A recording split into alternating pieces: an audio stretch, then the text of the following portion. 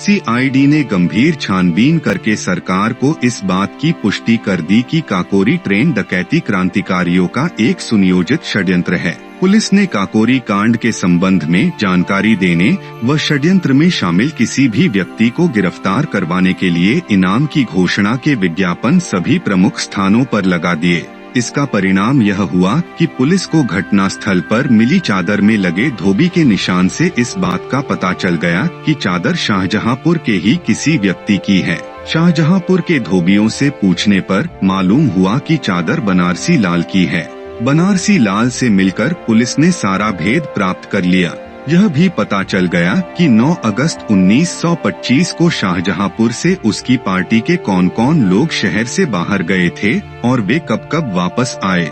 जब खुफिया तौर से इस बात की पुष्टि हो गई कि राम प्रसाद बिस्मिल, जो HRA का लीडर था, उस दिन शहर में नहीं था, तो 26 सितंबर 1925 की रात में बिस्मिल के साथ समूचे हिंदुस्तान से 40 से भी अधिक लोगों को गिरफ्तार कर लिया गया। काकोरी कांड में केवल 10 ही लोग वास्तविक रूप से शामिल हुए थे। उन सभी को नामजद किया गया। इनमें से 5 चंद्रशेखर आजाद, मुरारी शर्मा, केशव चक्रवर्ती, अशफाक उल्ला खां व शचीन्द्र नाथ बख्शी को छोड़कर जो पुलिस के हाथ नहीं आए। शेष सभी व्यक्तियों पर अभियोग चला और उन्हें 5 वर्ष की कैद से लेकर फांसी तक की सजा सुनाई गई। फरार अभियुक्तों के अतिरिक्त जिन जिन क्रांतिकारियों को HRA का सक्रिय कार्यकर्ता होने के संदेह में गिरफ्तार किया गया था, उनमें से 16 को साक्ष्य न मिलने के कारण रिहा कर दिया गया। स्पेशल मजिस्ट्रेट ऐनुद्दीन ने प्रत्येक क्रांतिकारी की छवि खराब करने में कोई कसर बाकी नहीं रखी।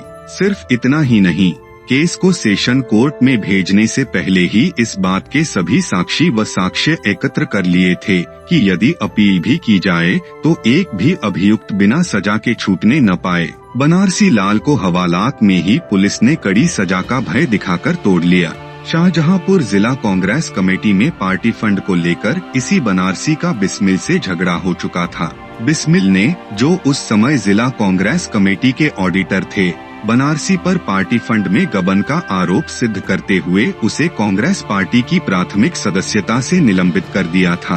बाद में जब गांधी जी 16 अक्टूबर 1920 शनिवार को शाहजहांपुर आए तो बनारसी ने उनसे मिलकर अपना पक्ष रखा। गांधी जी ने उस समय यह कहकर कि छोटी मोटी हेराफेरी को इतना तूल नहीं देना चाहिए, इन दोनों में सुलह करा दी। परंतु बनारसी बड़ा ही धूर्त आदमी था।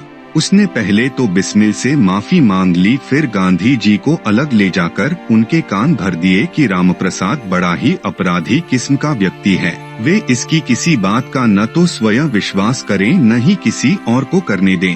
आगे चलकर इसी बनारसी लाल ने बिस्मिल से मित्रता कर ली और मीठी मीठी बातों से पहले उनका विश्वास अर्जित किया और उसके बाद उनके साथ कपड़े के व्यापार में साझीदार बन गया। जब बिस्मिल ने गांधी जी की आलोचना करते हुए अपनी अलग पार्टी बना ली तो बनारसी लाल अत्यधिक प्रसन्न हुआ और मौके की तलाश में चुप साधे बैठा रहा।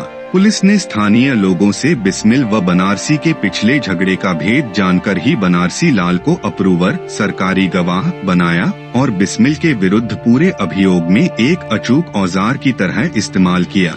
बनारसी लाल व्यापार में साझीदार होने के कारण पार्टी संबंधी ऐसी गोपनीय बातें जानता था जिन्हें बिस्मिल के अतिरिक्त और कोई भी न जान सकता था। इसका उल्लेख राम प्रसाद बिस्मिल ने अपनी आत्मकथा में किया है। लखनऊ जिला जेल, जो उन दिनों संयुक्त प्रांत यूपी की सेंट्रल जेल कहलाती थी, की 11 नंबर बैरक में सभी क्रांतिकारियों को एक साथ रखा गया और हजरतगंज चौराहे के पास रिंग थिएटर नाम की एक आलीशान बिल्डिंग में अस्थायी अदालत का निर्माण किया गया।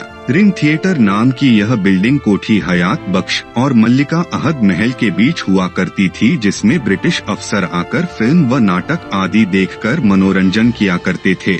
इसी रिंग थिएटर में लगातार 18 महीने तक king emperor versus Ram Prasad Bismil and others के नाम से चलाए गए ऐतिहासिक मुकदमे में ब्रिटिश सरकार ने 10 लाख रुपए उस समय खर्च किए थे जब सोने का मूल्य 20 रुपए तोला हुआ करता था। ब्रिटिश हुक्मरानों के आदेश से यह बिल्डिंग भी बाद में ढहा दी गई और उसकी जगह सन 1929 से 1932 में GPO मुख्य डाकघर लखनऊ के नाम से एक दूसरा भव्य भवन बना दिया गया। 1947 में जब भारत आजाद हो गया तो यहाँ गांधी जी की भव्य प्रतिमा स्थापित करके रही सही कसर नेहरू सरकार ने पूरी कर दी।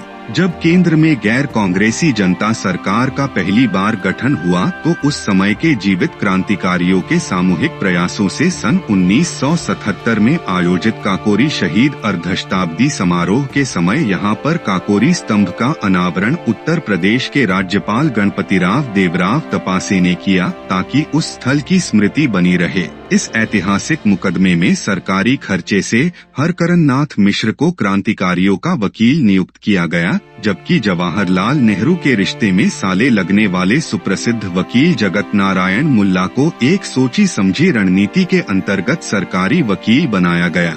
जगत नारायण ने अपनी ओर से सभी क्रांतिकारियों को कड़ी से कड़ी सजा दिलवाने में कोई कसर बाकी न रखी। यह वही जगत नारायण थे जिनकी मर्जी के खिलाफ सन 1916 में बिस्मिल ने लोकमान्य बाल गंगाधर तिलक की भव्य शोभा यात्रा पूरे लखनऊ शहर में निकाली थी। इसी बात से चिढ़कर मैनपुरी षड्यंत्र में भी इन्हीं मुल्लाजी ने सरकारी वकील की हैसियत से काफी जोर लगाया, परंतु वे राम प्रसाद बिस्मिल का एक भी बाल बाका न कर पाए क्योंकि मैनपुरी षड्यंत्र में बिस्मिल फरार हो गए थे और 2 साल तक पुलिस के हाथ ही न आए।